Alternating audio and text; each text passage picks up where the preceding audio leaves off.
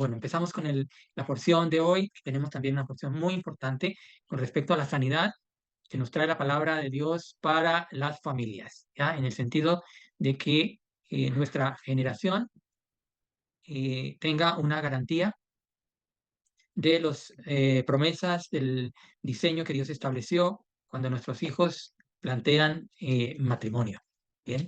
No quiere decir que solamente es para los matrimonios que tengan hijos para casarse, sino que es una aplicación práctica para el discipulado, es una aplicación práctica para el ministerio que estemos llevando, una aplicación práctica para compartir en nuestro lugar de trabajo, en la oficina, en donde Dios haya puesto nuestro llamado ministerial. Bien. Así de que es un tema bastante revelador que también nos va a aclarar algunas dudas de la vida familiar y la vida matrimonial contemporánea, ¿ya? Cómo la sociedad está inmersa en un mundo que necesita ser restaurado, necesita volver a la senda antigua y en este caso al modelo que Dios estableció para el matrimonio. Así que vamos a ubicarnos en el libro de Génesis capítulo 24 y poder disfrutar de toda la enseñanza de este capítulo que titula Abraham busca esposa para Isaac.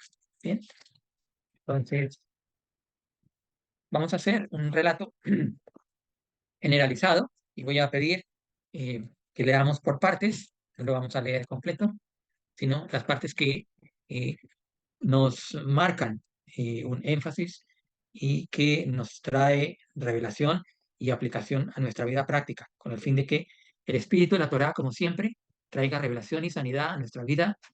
En primer lugar, la aplicación personal como testimonio y, en segundo lugar, que seamos luz donde quiera que estemos acerca de este tema tan importante. Bien, entonces vamos a empezar la lectura que está en Génesis capítulo 24, versículo del 1 al 9.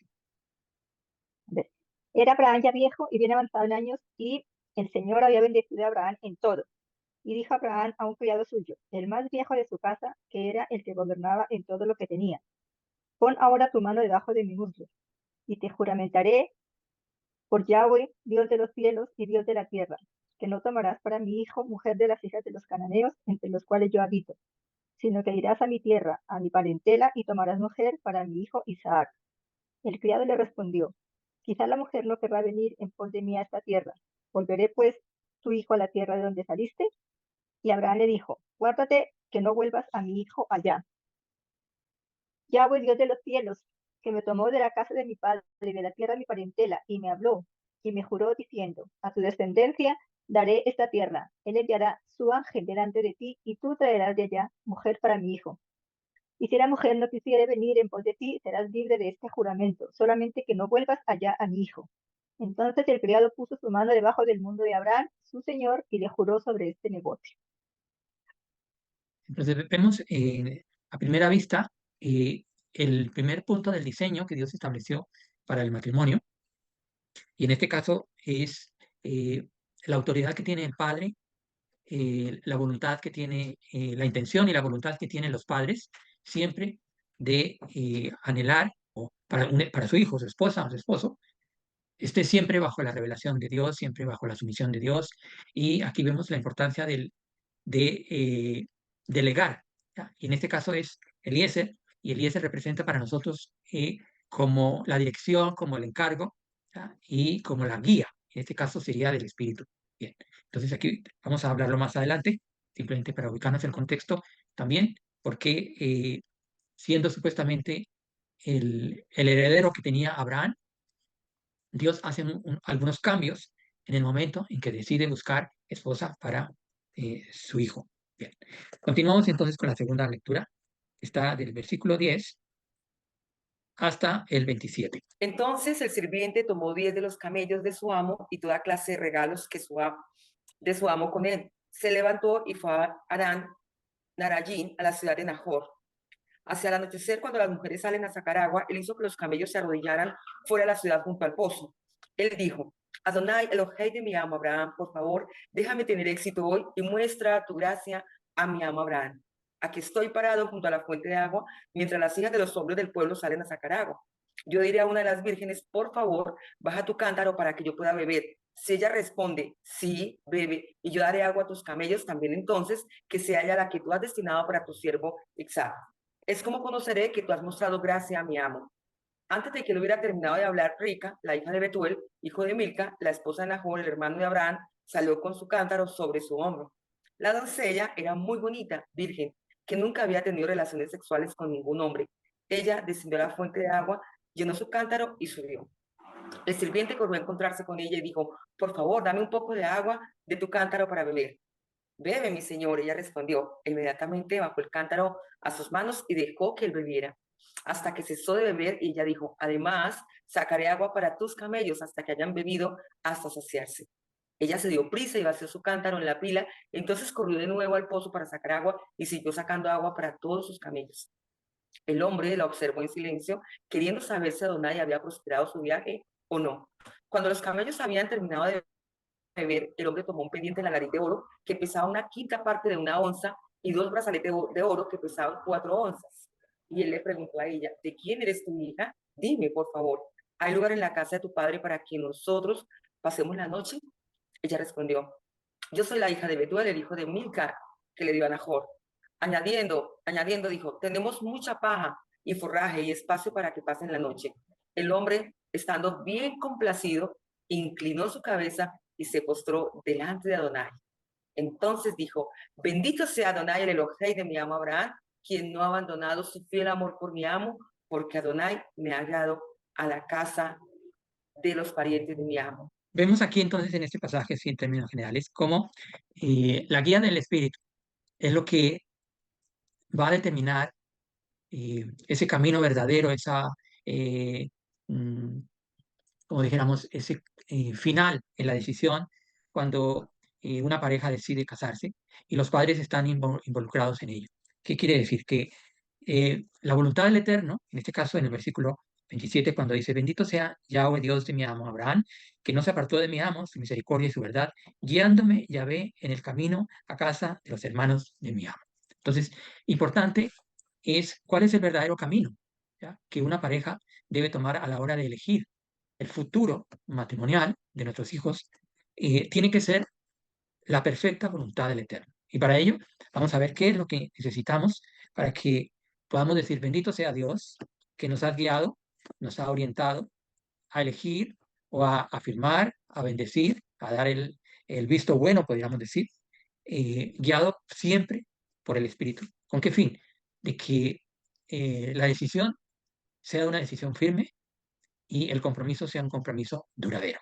Bien, vamos entonces a la siguiente parte, donde vemos ya la influencia o la narración de cómo la mujer, que en resumidas cuentas es la que toma la decisión final, es decir, que no hay una violación en cuanto a opresión, influencia, etcétera, etcétera. Y el modelo establece que es necesario el consentimiento. ¿Ya? Ya se han pasado varias etapas, ¿ya? La oración de los padres, han encomendado a la guía del Ruach HaKodesh y ahora viene la parte del acuerdo de, entre los futuros esposos. Bien. Vamos ahora al versículo 28 hasta versículo 39. Y la doncella corrió e hizo hacer saber en casa de su madre estas cosas.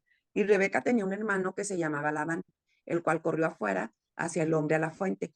Y cuando vio el pendiente y los brazaletes en las manos de su hermana, que decía, así me habló aquel hombre, vino a él y he aquí que estaba con los camellos junto a la fuente. Y le dijo, ven, bendito del Señor, ¿por qué estás afuera? He preparado la casa y el lugar para los camellos. Entonces el hombre vino a casa y Labán desató los camellos y les dio paja y forraje y agua para lavar los pies de él y los pies de los hombres que con él venían. Y le pusieron delante qué comer, mas él dijo, no comeré hasta que haya dicho mi mensaje. Y él le dijo, habla. Entonces dijo, yo soy criado de Abraham, y el Señor ha bendecido mucho a mi amo, y él se ha engrandecido y le ha dado ovejas y vacas, plata y oro, siervos y siervas, camellos y asnos. Y Sara, mujer de mi amo, dio a luz en su vejez un hijo a mi señor Abraham, quien le ha dado a él todo cuanto tiene. Y mi amo me hizo jurar diciendo, no tomarás para mi hijo, mujer de las hijas de los cananeos, en cuya tierra habito, sino que irás a la casa de mi padre y a mi parentela y tomarás mujer para mi hijo. Y yo dije, quizá la mujer no querrá seguirme. Bien, entonces aquí vemos lo que estábamos comentando, que eh, Rebeca, la futura esposa, demuestra una gran generosidad y un esfuerzo, ¿ya?, al proveer el agua, y como la señal que este hombre que hace de intermediario, de intercesor, estaba esperando. Entonces vemos aquí otro elemento, que la doncella que se habla aquí eh, tiene una actitud positiva, ¿ya? Ella seguramente no sabe desde un comienzo qué es lo que está pasando, pero dentro de los planes de Dios es un ejemplo de lo que podemos ver. Quiere decir, cuando unos padres pueden ver que es la voluntad perfecta de Dios para la elección de su hijo o de su hija, cuando hay una actitud humilde, hay una actitud sincera, ¿ya?, y que seguramente Dios tiene control acerca de todo esto. Entonces, cuando sigue el Espíritu Santo trabajando, abriendo camino, nosotros los padres nos damos cuenta de que es algo que viene de Dios. Eso es muy importante, que las señales que aparentemente no son bíblicas, pero en estos casos, fíjate que fueron señales que fueron establecidas con anterioridad para tener certeza de que era la voluntad de Dios. Bien, entonces vamos ahora a ir al siguiente pasaje, del versículo 40 hasta el 48. Bien, vamos a ver otra parte, poco a poco, cómo se va revelando con profundidad el modelo que Dios tiene y todo lo que Dios puede poner a su alrededor, ¿ya?, elementos externos que pueden influir, que pueden desencadenar para bendición o pueden desencadenar para no bendición en una futura relación matrimonial. Entonces él me respondió, el Eterno, en cuya presencia he andado, enviará su ángel contigo y prosperará tu camino. Y tomarás para mi hijo mujer de mi familia y de la casa de mi padre. Entonces serás libre de mi juramento cuando hayas llegado a mi familia. Y si no te la dieren, serás libre de mi juramento. Llegué pues hoy a la fuente y dije, oh Eterno, Elohim de mi señor Abraham, si tú prosperas ahora mi camino por el cual ando, he aquí, yo estoy junto a la fuente de agua. Sea pues que la doncella que saliere por agua, a la cual dijere, dame de beber, te ruego un poco de agua de tu cántaro. Y ella me respondiere, bebe tú, y también para tus camellos sacaré agua. Sea esta la mujer que destinó el Eterno para el hijo de mi Señor. Antes que acabase de hablar en mi corazón, he aquí Rebeca, que salía con su cántaro sobre su hombro, y descendió a la fuente, y sacó agua, y le dije, te ruego que me des de beber. Y bajó prontamente su cántaro de encima de sí, y dijo, bebe, y también a tus camellos daré de beber. Y bebí, y dio también de beber a mis camellos. Entonces le pregunté y dije, ¿de quién eres hija? Y ella respondió, hija de Betuel, hijo de Nacor, que le dio a luz Milca. Entonces le puse un pendiente en su nariz y brazaletes en sus brazos.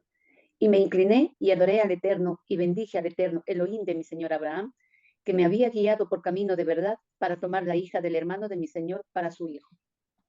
Bueno, aquí una vez recalcamos bien que este siervo eh, va entre los parientes de Abraham. Ahí vamos viendo el recorrido y esta mujer, Rebeca, demuestra su generosidad y esfuerzo para proveer agua al siervo y para los camellos.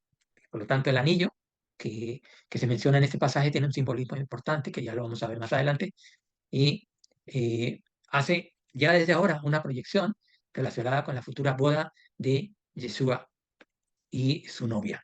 Ya vemos, empezamos a ver elementos que van cumpliéndose, elementos proféticos, que no solamente nos van a enseñar nos van a dar una enseñanza práctica para la vida contemporánea acerca de la sociedad, la familia y el matrimonio, sino que espiritualmente ya vemos cómo se va creando ese modelo profético de la futura novia para la boda de Yeshua.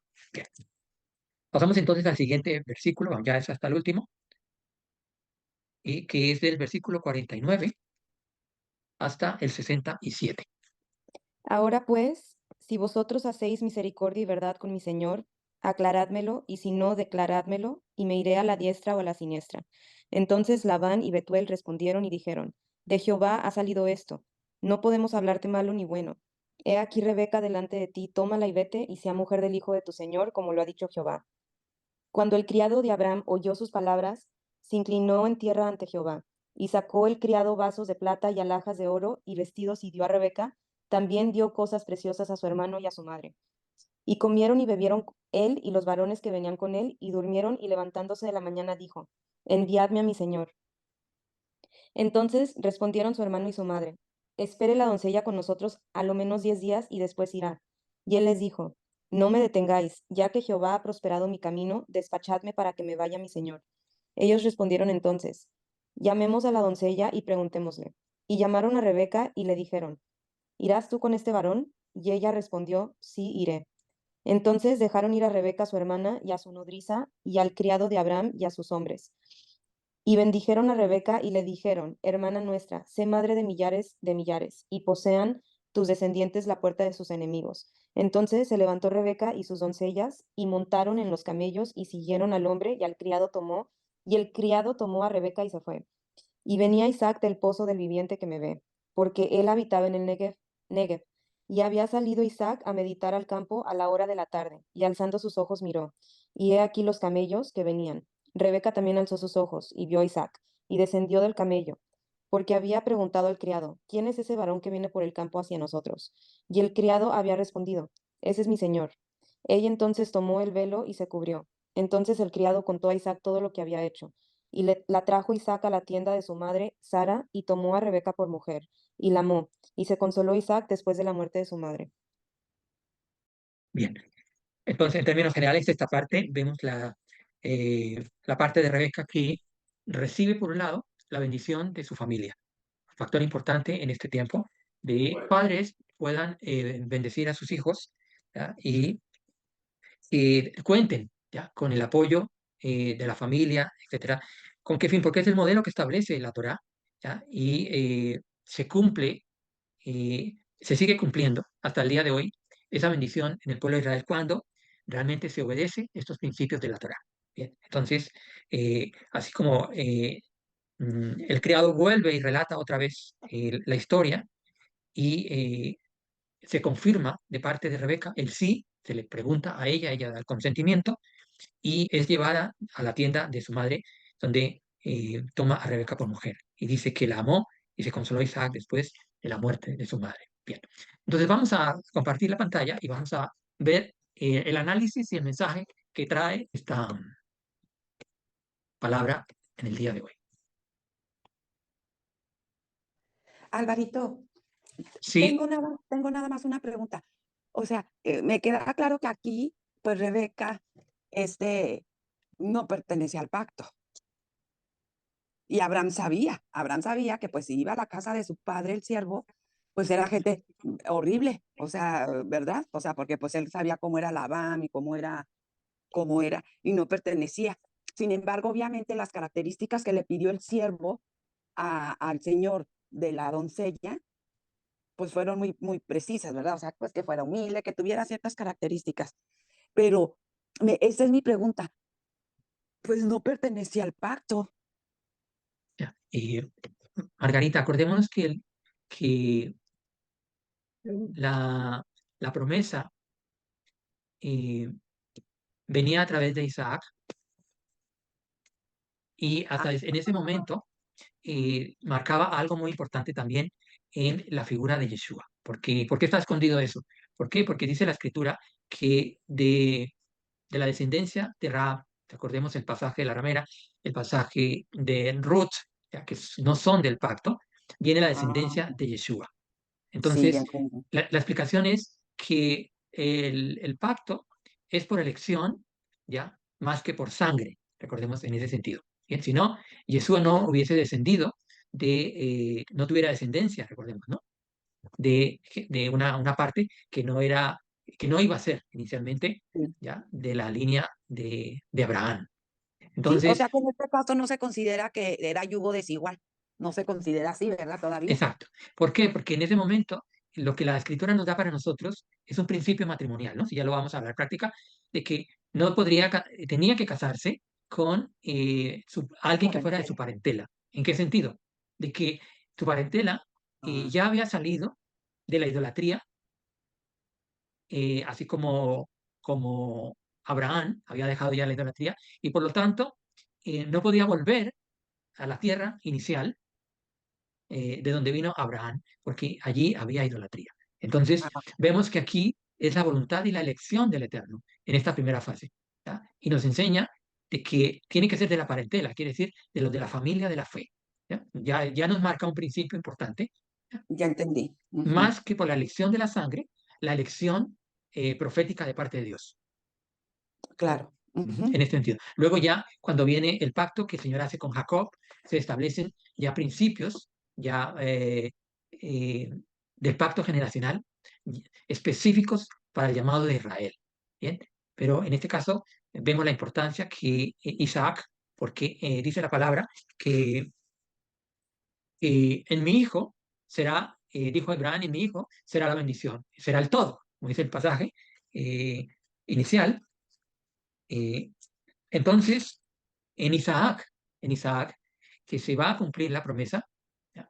Por eso hay un detalle muy especial, que es la vida de Eliezer en este momento. ¿Bien? ¿Por qué Eliezer tiene un carácter importante en la vida de Isaac y en esto que estamos hablando?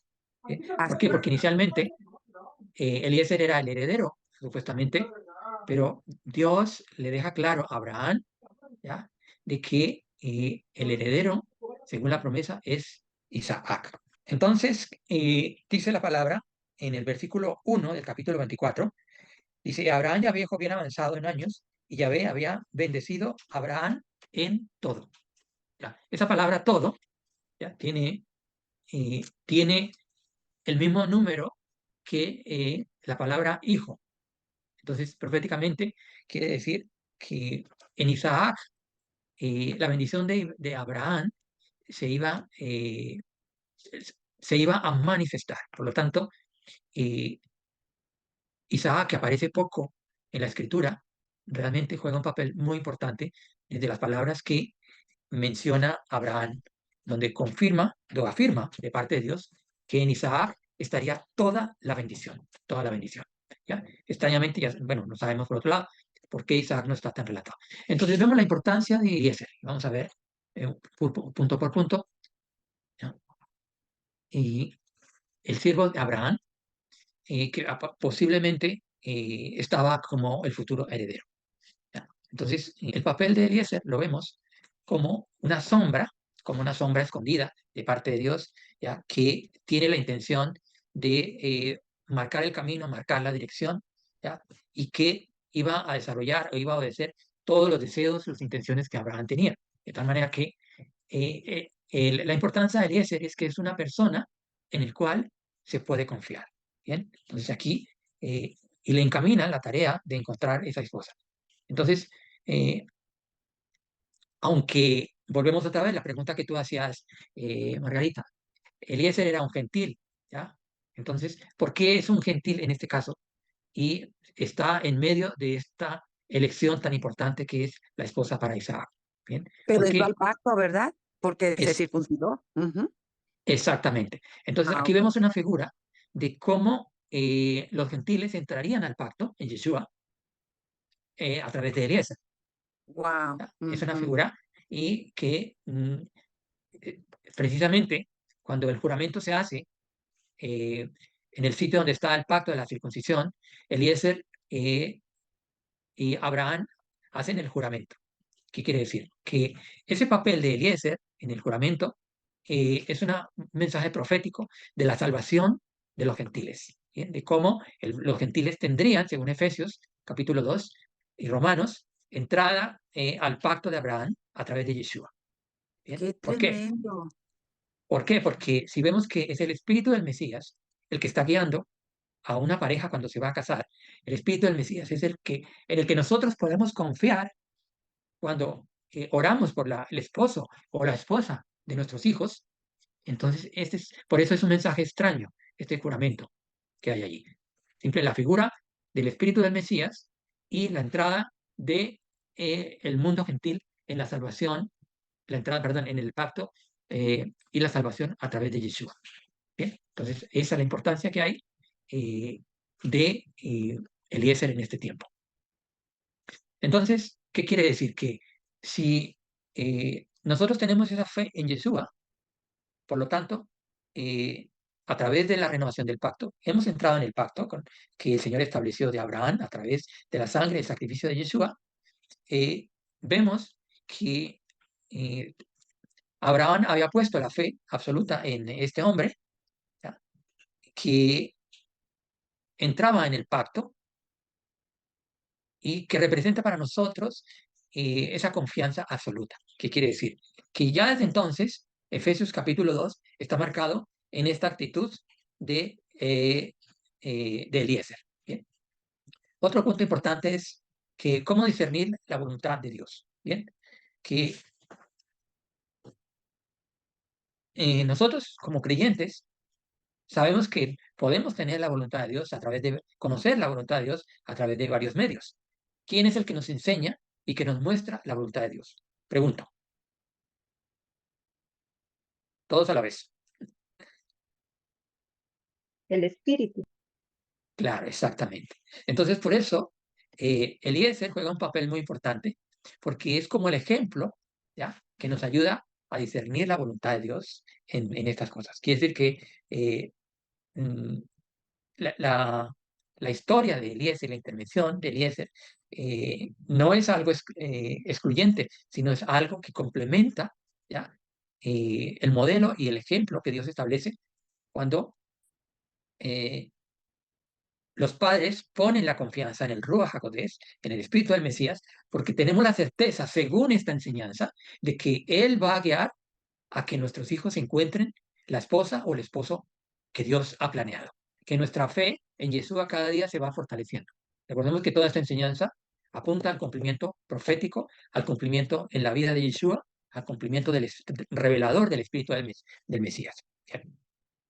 Ahora, ¿cómo sabemos que Eliezer jugaba un papel importante aquí?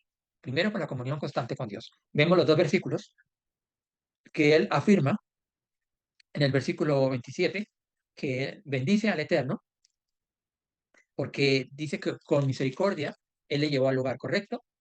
Y en el versículo 48 dice, me incliné y adoré a Yahvé y bendije otra vez a mi Dios, el Señor de Abraham, que me ha guiado en el camino de verdad para tomar la hija del hermano de mi Señor para su hijo. Entonces, aquí podemos ver que el versículo 48, ¿ya? No es otra que la manifestación del Ruach HaKodesh, ¿eh? Cuando tenemos la certeza de que el esposo o la esposa que Dios ha elegido para nuestros hijos está en la voluntad perfecta de Dios. Entonces, eso implica este modelo. ¿Qué modelo? El modelo de Eliezer. Estuvo en comunión constante con el Eterno, estuvo bendiciendo al Eterno, adorando al Eterno, ¿ya? En todo momento. ¿Por qué? Porque sabía que el Ruach HaKodesh le iba a confirmar lo que él estaba haciendo. ¿Bien? Entonces, esto es una enseñanza muy bonita para nosotros de cómo la escritura nos motiva a estar orando constantemente, bendiciendo al Señor, ¿ya? Por los futuros, por los padres, digamos en este caso, los futuros suegros, ¿vale? Es decir, que aquí vemos el modelo que Dios va estableciendo para que sea la voluntad perfecta, agradable de Dios para nuestros hijos, para los jóvenes, doncellas que esperan en el Señor una esposa o un esposo. Bien, conclusión final, entonces, que vemos que esta es una revelación tremenda y el Señor cada día nos da instrucciones, porque aquí vemos que son instrucciones de la palabra de Dios que las vamos poniendo en práctica. ¿Con qué fin? De que nuestros hijos no se equivoquen, ¿ya? Y podamos en todo tiempo estar orando por los padres de nuestros futuros hijos. ¿Bien? Algo que nos enseña aquí la Escritura, dando gracias, bendiciendo al Eterno por ello. Bien, bien. Ahora vamos a ver cómo es el diseño que Dios establece según este pasaje que hemos leído del capítulo 24. ¿Ya? El primero tiene que ver con la historia de este matrimonio. Es una historia verdadera, hermosa, romántica, que revela la perspectiva temprana, según el orden divino, de cómo va a ser un matrimonio. ¿Bien? Entonces, esa es la introducción que podemos ver. Y cada detalle que vemos en cada pasaje, cada versículo, son clave, es una visión clave. Cada versículo es una visión clave. Cada vez que leemos Génesis capítulo 24, cómo Dios con detalle va marcando el diseño de un futuro matrimonio, los elementos que se deben tener en cuenta y cuáles son los fundamentos para que realmente sea un matrimonio para toda la vida. ¿Bien? Eso es la introducción que nos da este pasaje. Y lo primero que vemos es por qué Abraham busca una pareja dentro de su propia parentela. Que si él ve una sociedad idólatra, pues ve que el texto, bueno, el texto, la escritura no nos demuestra, además Rebeca se ve como una mujer comprometida con las cosas del Eterno, ¿ya? Mostrando que también es una mujer de fe. ¿Bien? Entonces aquí el primer papel que siempre esperamos que nuestros hijos estén caminando en la fe. ¿Bien? Eso es el primer modelo que Dios establece. ¿Por qué? Porque a veces decimos, bueno, es que el futuro esposo, la futura esposa, no camina en la fe. Y mi hijo sí, o al contrario. Y esperamos que cuando se casen, pues se conviertan. ¿Ya? Pues eso no es bíblico. Lo que la palabra del Señor nos enseña, en primer lugar, es que la familia de él y Rebeca en sí ya demostraron que habían salido de la idolatría. Por lo tanto, Abraham confiaba, tenía esa fe doble, era un hombre que confiaba en Dios, pero también esperaba que fueran de la misma fe. Estamos hablando del yugo, que no haya yugo desigual en cuanto a el estilo de vida, en cuanto eh, a la fe que profesan los futuros eh, esposos o esposas de nuestros hijos. Bien. En segundo lugar, es la sumisión a los padres y lo que podemos ver hoy en día. Es decir, que muchos de los hijos hoy se casan sin el consentimiento de los padres.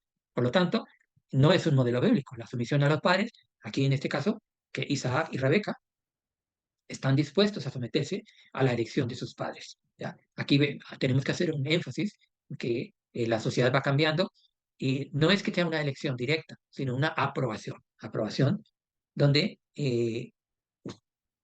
los hijos tienen que aprender a confiar en el consejo de sus padres, en la dirección de sus padres, porque los padres están orando, los padres están intercediendo, y por lo tanto es importante que los hijos confíen en los padres. ¿Por qué? Porque son los padres los que le van a bendecir, ¿ya? Los que les van a apoyar y están dentro de la voluntad de los planes que Dios tiene. Cuando un hijo no acepta el consejo de los padres ya respecto a con quién se va a casar, ¿ya?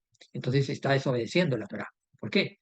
Porque los padres tienen una autoridad espiritual y tienen una experiencia y una sabiduría y tienen la responsabilidad de transmitir la bendición de Abraham, ¿ya? Con todo lo que implica, con la bendición, las promesas y los pactos. Por lo tanto, se perdería esa bendición si los hijos no aceptan la bendición, el consejo de los padres a la hora de elegir pareja. Bien. ¿Por qué es una perspectiva actual? Porque este principio bíblico se ha perdido. Los hijos muchas veces se casan sin comentar a los padres, se van de casa, lo hacen por su cuenta, no reciben la bendición de los padres, etcétera, etcétera. Y por lo tanto, eso garantiza un matrimonio no duradero. ¿Mm? Bien. El siguiente punto es que la escritura nos enseña cómo preparar nuestros hijos para el matrimonio. ¿Por qué? Porque estamos en una sociedad donde el divorcio se ha vuelto lo casi esperado a la hora del matrimonio. Ya, bueno, me caso a ver cuánto me dura, me caso hasta ver cuánto aguanto, me caso a ver qué pasa, ¿ya? Me caso porque eh, ya no aguanto más en casa, me caso porque tengo rechazo, y etcétera. Entonces, lo que la escritura nos enseña es que debemos inculcar en nuestros hijos de que es un paso crucial el compromiso o el pacto matrimonial. Quiere decir que la oración por el futuro cónyuge y el concepto del cortejo moderno es esencial que los hijos lo conozcan. Quiere decir que es necesario que los hijos se preparen según el modelo que el Señor estableció. Y por lo tanto, vemos que es lo contrario que se vive hoy en día. Es decir, las parejas se van a convivir antes de casarse, ¿ya? Rompiendo el diseño que Dios ha establecido en cuanto al cortejo. Y vamos a ver ahora el tema de la pureza y eh, el cuidado que se debe tener como novios, entre comillas, que no es bíblico el noviazgo tampoco, la importancia de que los hijos sean educados en ello, ¿ya? Están basadas en que es la voluntad de Dios y no son las normas sociales, es decir, es que todo el mundo lo hace, es que así las parejas se conocen antes, así se van preparando, ¿ya? Y por lo tanto, no hay una certeza de que sea un matrimonio duradero. ¿Por qué? Porque está fuera de los principios y los mandamientos que Dios estableció, el diseño para formar un matrimonio, futuro matrimonio. Entonces, eh, esto crea un desafío en la perspectiva actual sobre el matrimonio.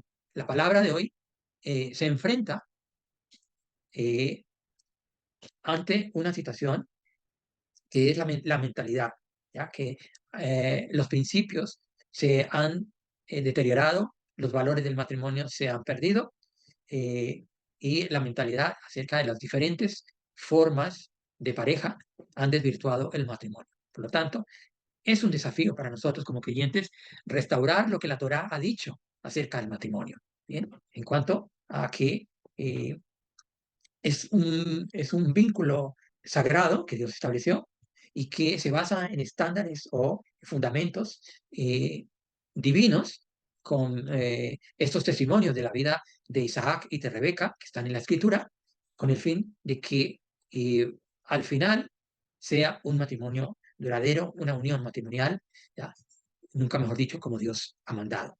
Bien, entonces es una lucha espiritual es que nos enfrentamos los creyentes para defender esta posición de la Torá, para defender, ir en contra del sistema social, de la mentalidad contemporánea, y por lo tanto necesitamos una fuerza superior del Ruach Kodesh para que nos mantenga firmes en esta convicción y en esta fe.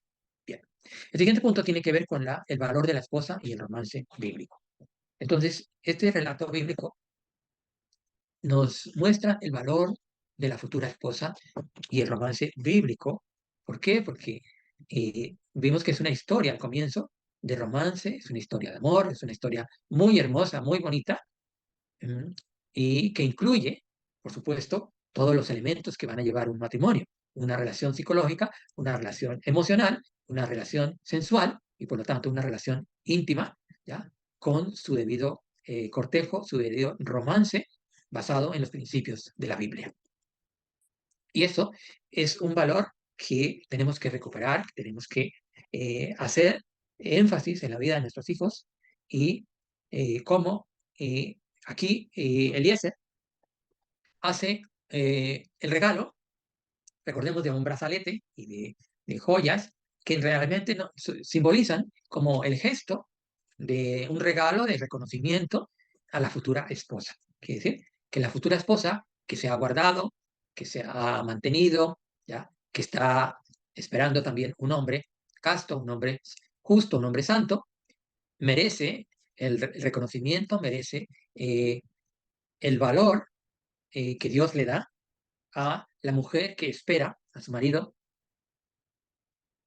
en santidad, la mujer que espera a su marido en esa sumisión que relata la Biblia. Entonces, lo que el Señor quiere es recalcar y premiar esa pureza psicológica, esa pureza emocional, esa pureza física, ya, no solamente en ello, sino que da un valor especial tanto al tiempo de romance, al tiempo de cuidado, el tiempo de pureza, de santidad que mantiene la esposa hasta el día del matrimonio. Por lo tanto, es un regalo de parte de Dios que el Espíritu lo trae. Recordemos que el Espíritu, ¿ya? Es el que da el sentido de propiedad en el matrimonio a través de las arras. El Espíritu es el que revela el valor que tiene el matrimonio. El Espíritu es el que premia, en este caso a la mujer, ¿ya? Con no solamente regalos físicos, sino regalos espirituales, regalos que tienen que ver para honrar a la mujer. Y esto es muy importante tenerlo en cuenta. Bien. De tal manera que lo que el Eterno quiere en este modelo, que culmina con Isaac amando a Rebeca, dice, y la amó. Quiere decir que el complemento del amor en el matrimonio eh, fue como el comienzo, el fundamento para la futura vida matrimonial entre Isaac y Rebeca.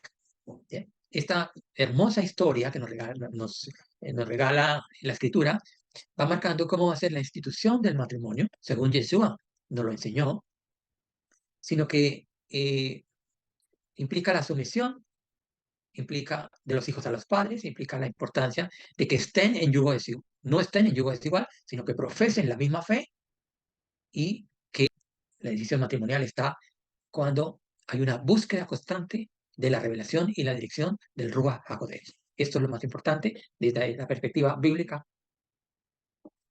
que nos da esta hermosa historia de Abraham y Isaac. Entonces, ahora vamos a ver la parte del compromiso. Dios, por supuestamente, nos habla a través de estas enseñanzas de la Escritura y ese periodo de compromiso es algo muy importante, que lo vemos aquí en este relato, y la necesidad de esperar, ¿no? Quiere decir, donde Isaac y Rebeca se mantienen separados físicamente durante un tiempo y resalta la importancia de la pureza y y la paciencia, digamos así, en construir, para poder construir un matrimonio duradero. Y sobre todo en la vida de Isaac y Rebeca, que marcarían para la humanidad la bendición completa que el Señor había dado a Abraham y se plasmaba en la vida de Isaac y Rebeca. ¿Qué quiere decir?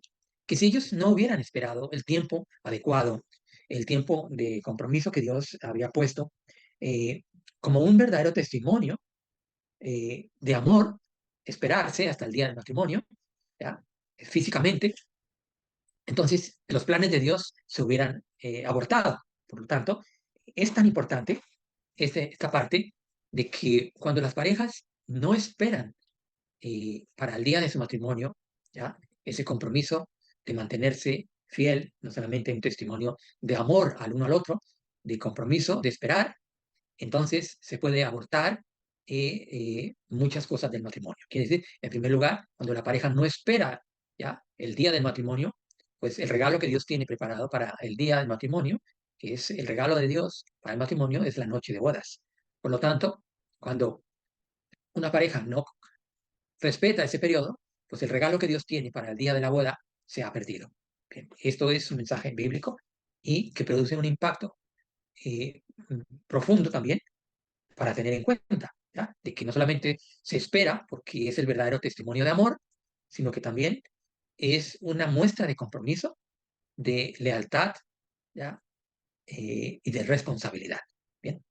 Ahora, segundo punto, la importancia de la piedad en el matrimonio. Como decía al comienzo, cada detalle, cada versículo de este pasaje de Génesis capítulo 24 nos da una lección de cómo Dios ordenó la preparación para el matrimonio. Y uno de esos detalles tiene que ver con el velo de Rebeca, ¿ya? Ese que implica la sumisión, el compromiso matrimonial, sino también el testimonio de pureza. ¿Bien? El velo implica la santidad, el respeto a los límites morales y que está sometida a la voluntad de Dios. ¿Bien? Entonces, no se puede tomar el velo a la ligera. Y nosotros como creyentes en la palabra de Dios, como miembros del pacto, del pueblo del pacto, eh, cada uno de estos detalles nos enseñan, nos dan enseñanzas y modelos del matrimonio con detalles que nos llevan a la pureza. Es decir, que eh, esa parte que llamamos la piedad, ¿ya? O el pudor, el respeto, la pureza, ¿ya? Entonces van a marcar los límites morales en que la pareja, la mujer, ha vivido y la entrega a la voluntad de Dios. ¿Bien? Entonces, ¿qué es lo que representa el velo? ¿Ya? La sumisión, porque va a casarse, en el buen sentido. Segundo lugar, que da testimonio de que se ha guardado. Y segundo, que ha guardado los límites que Dios ha marcado, el periodo de compromiso. Y segundo, que está en la voluntad perfecta de Dios. Es decir, entonces ahora sí entendemos cuándo una mujer debe llevar velo y cuándo no debe llevar velo el día del matrimonio. ¿Bien? Eso queda muy claro en la escritura. Entonces, el siguiente punto tendría que ser con la fortaleza que vemos en la escritura, de lo que es la familia o la comunidad donde la pareja se desenvuelve. ¿Ya? ¿Por qué? Porque aquí se hace participación de la familia en la celebración del matrimonio y se presenta a las mujeres de la familia, e incluso también se relata el apoyo de una red o un grupo que apoya de alguna otra manera la construcción relacional, la construcción de una ayuda para que sea un matrimonio estable en todas las áreas, ¿no? Entonces, ¿cómo puede ser la fortaleza de del matrimonio? Cuando la comunidad o la familia apoya al matrimonio con apoyo económico, apoyo moral, apoyo logístico, ¿ya? Con consejería, con todo lo que esté al alcance de la familia, eso hace que que sea fortalecida la pareja, ¿ya? Como un apoyo y es ordenado por Dios en la Escritura. Bien, como vemos en este modelo, que lo que pasó con Rebeca e Isaac, ¿ya? Entonces, eh, comentaba que dice el versículo que Isaac amó a Rebeca, ¿ya? Dice, y trajo Isaac a la tienda de su madre Sara y tomó a Rebeca por mujer y la amó y se consoló Isaac después de la muerte de su madre. ¿Qué quiere decir? Que en ningún lugar, en ningún momento, el amor es descartado dentro de esta parte del matrimonio, ¿ya? Eh, Aquí lo que hace este texto, este versículo, es que establece el amor como el fundamento del matrimonio que inicia en ese momento, Isaac, ¿ya? Que no solamente el matrimonio es un sentimiento, ¿ya? Podemos decir que es un deseo, sino que es una elección consciente de compromiso y de cuidado. Quiere decir que cuando muy a la ligera hablamos de esas palabras, a la hora de hacer los votos matrimoniales, pues aquí debemos aprender lo que la escritura nos dice, ¿ya? Que Isaac establece como fundamento eh, eh, el amor. ¿En qué sentido? De que es una elección consciente de compromiso y de cuidado con la esposa. Quiere decir que no es una decisión amar, ¿ya? Quiere decir que no solamente es un sentimiento, es porque tenemos afecto o porque tenemos cierto feeling, sino que es una decisión amar, ¿ya? Y por lo tanto, es una decisión que se debe trabajar todos los días porque hay que hacer conciencia de ello, ¿ya? Y cuidar cada día para que ese amor nunca, nunca se pierda. Entonces, este es un principio que establece la palabra. Entonces, que la palabra dice que eh, ese amor que está arraigado en la fe, por un lado, ¿en qué sentido?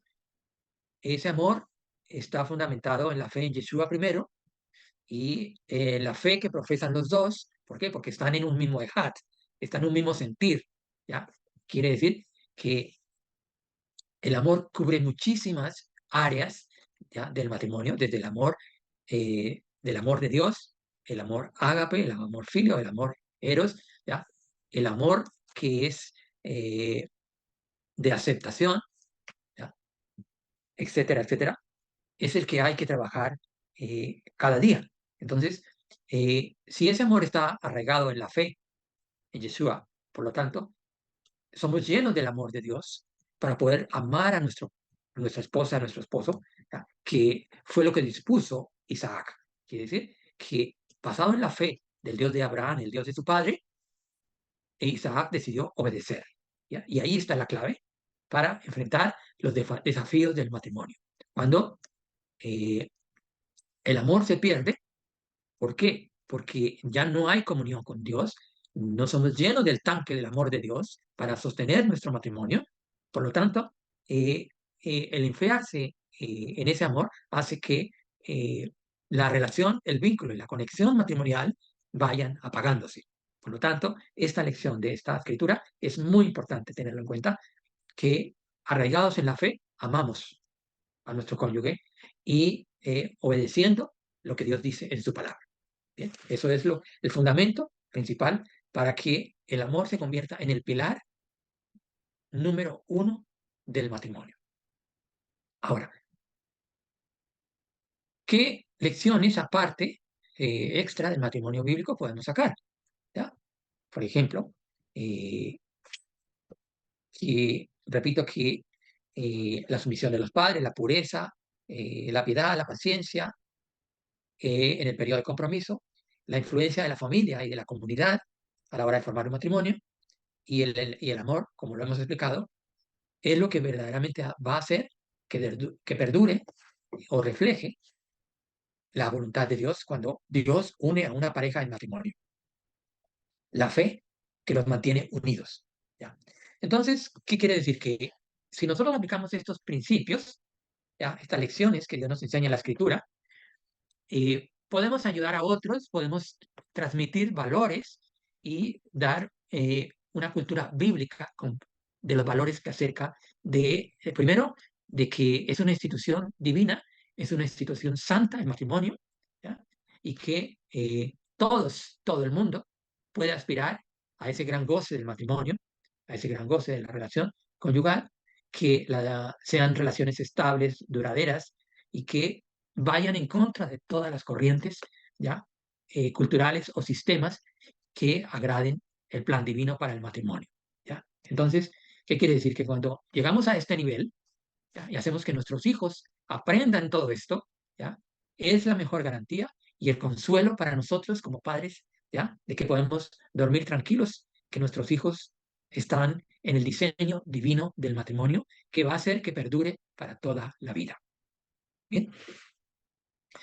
Bueno, pues entonces llegamos aquí hasta este tiempo. La aplicación práctica es que podemos hacer nosotros un resumen de todos estos puntos y empezar a interceder, empezar a orar, volver a las sendas antiguas, restaurar otra vez lo que se haya perdido, ¿ya? En cuanto a la fe, en cuanto a la comunión, en cuanto a la intimidad, en cuanto a la relación matrimonial, para hacer verdadero testimonio para nuestros hijos. Eso sería lo más importante para aplicar en el día de hoy.